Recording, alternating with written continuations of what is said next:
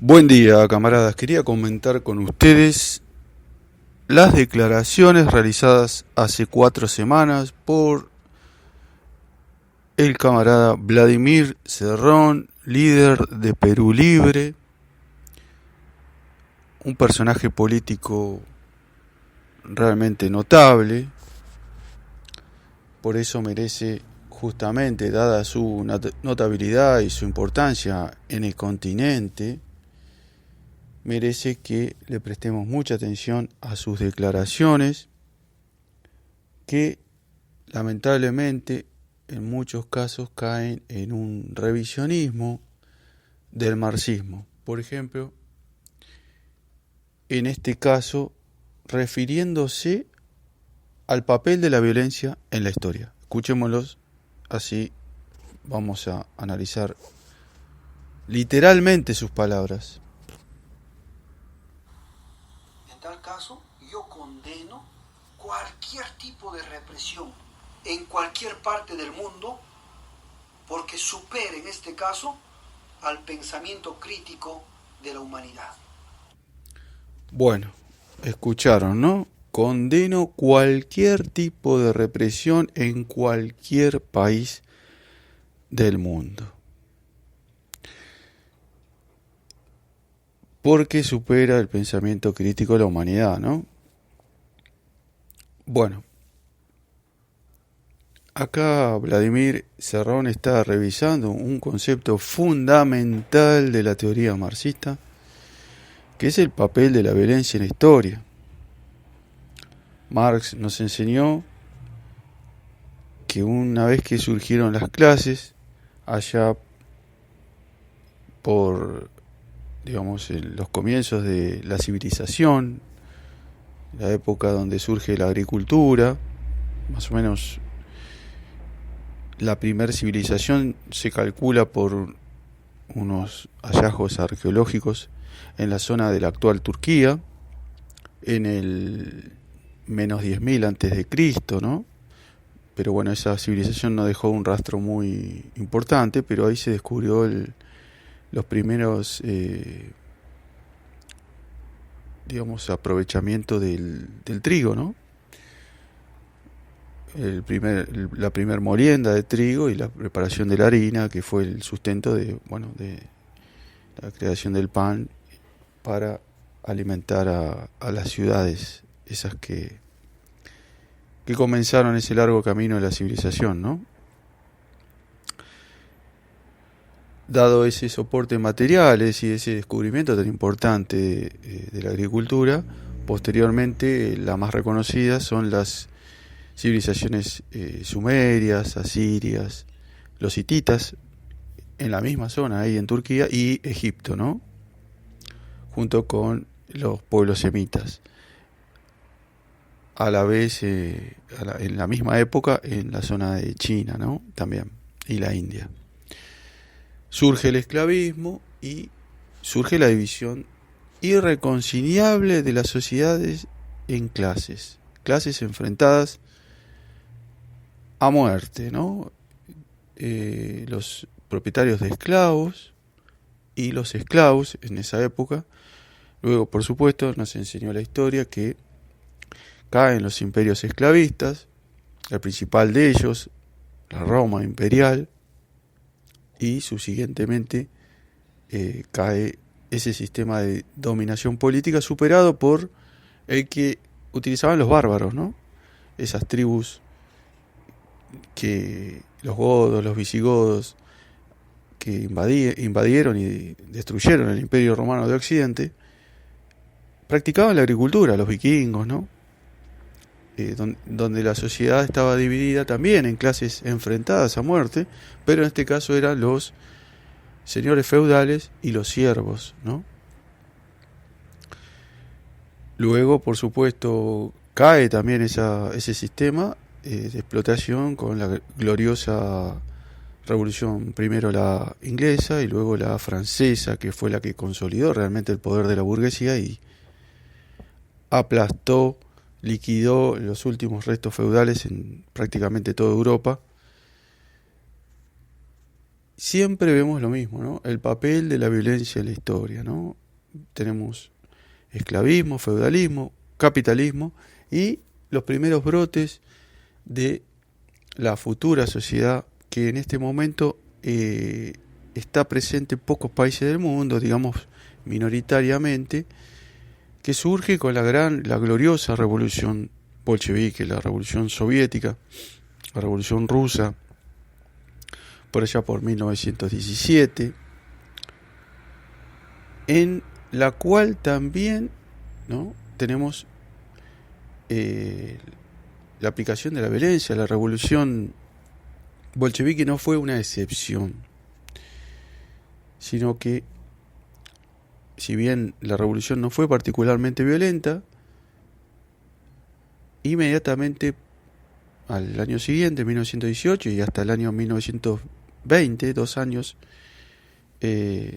hubo un enfrentamiento muy importante, la guerra civil, en la cual nuevamente los burgueses, es decir, la clase dominante en Rusia antes de la revolución, se levantan en armas contra el nuevo poder obrero.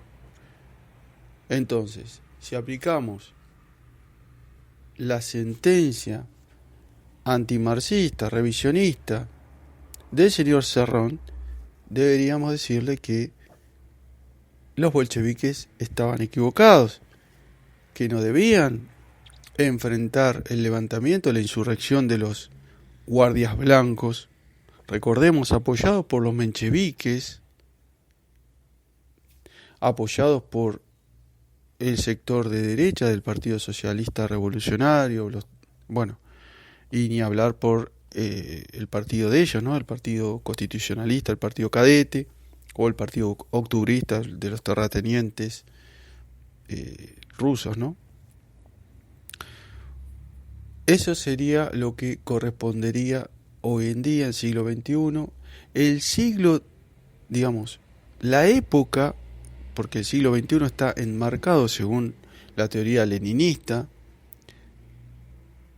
en una era de guerras y revoluciones.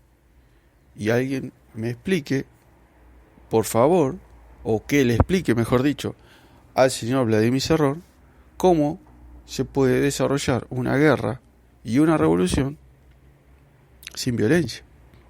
Porque recordemos que la revolución bolchevique fue la respuesta de las masas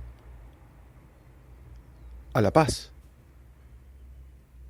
Lenin encabeza la revolución bolchevique con su consigna de paz, pan y trabajo. Es decir, paz, pan y tierra.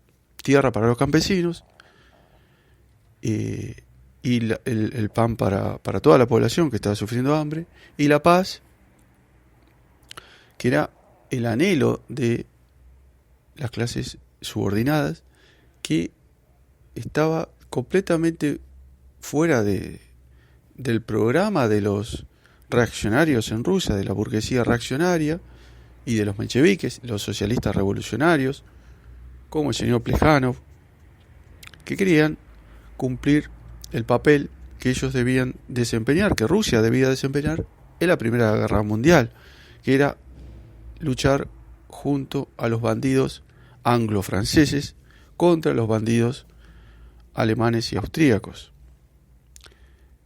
Lenin interpreta a las masas, interpreta esa consigna y le da la paz. Efectivamente, la Unión Rusia en ese momento, la Federación Rusa, sale de la guerra prácticamente inmediatamente con la firma del Tratado de Paz de Brest-Litovsk. Pero ¿qué pasa? Inmediatamente sobreviene, como decía anteriormente, la guerra civil. Es muy lógico y es prácticamente inevitable que las clases dominantes en el pasado, que esto es un concepto fundamental en la teoría leninista, se levanten decuplicando sus fuerzas, es decir, multiplicándolas por 20, como decía Lenin. El Partido Revolucionario puede sorprender a la burguesía con la revolución. relativamente pacífica, porque la burguesía, digamos, se duerme en los laureles después de tantos años de dominación política, puede ser sorprendida. Pero luego de ser sorprendida, va a pedir ayuda a las potencias, a sus aliados extranjeros, todos capitalistas, o la mayoría imperialistas. Recordemos que en el caso de la Unión Soviética, por supuesto, fueron en auxilio. Más de 14 y luego llegaron a 20 ejércitos extranjeros, invadieron por el norte, por el este, por el oeste y por el sur a la Unión Soviética, ¿no? Entonces, explíquenme cómo un país invadido por potencias extranjeras que responden al pedido de auxilio de las clases dominantes que han sido despojadas de su poder vía revolución, cómo hace a Lenin, Stalin, Trotsky para frenarlos, apelando, como dice Vladimir Cerrón, hablemos, negociemos. Bueno, negociemos, le van a decir las potencias extranjeras, abandonar el poder.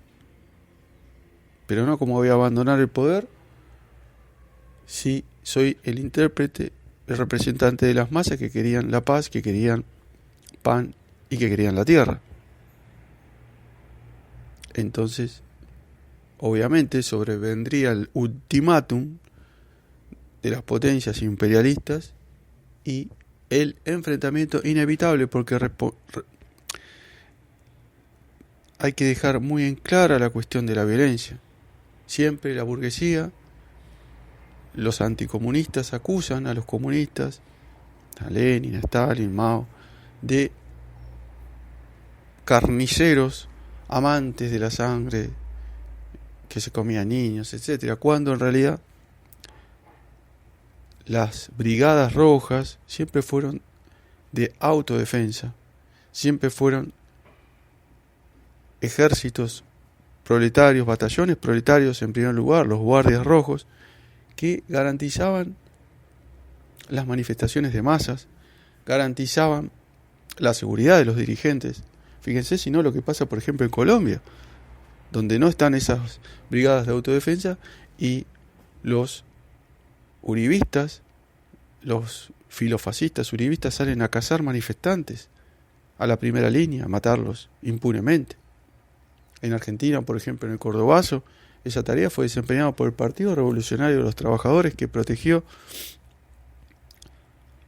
el Cordobazo y varias manifestaciones de masas argentinas en esa gloriosa primavera revolucionaria mundial, el punto máximo del comunismo en el mundo, allá por 1968-69, ¿no? Como decían los teóricos burgueses, estábamos prácticamente superados en todo el mundo. Recordemos la gloriosa revolución, el intento en mayo de 68 en Francia, bueno, la revolución cubana, 59, la revolución, recuerdo un teórico, un filósofo burgués, antimarxista, que decía 49 revolución china, 59 cubana, 69 el punto álgido máximo del comunismo, de la vigencia del marxismo-leninismo en el mundo.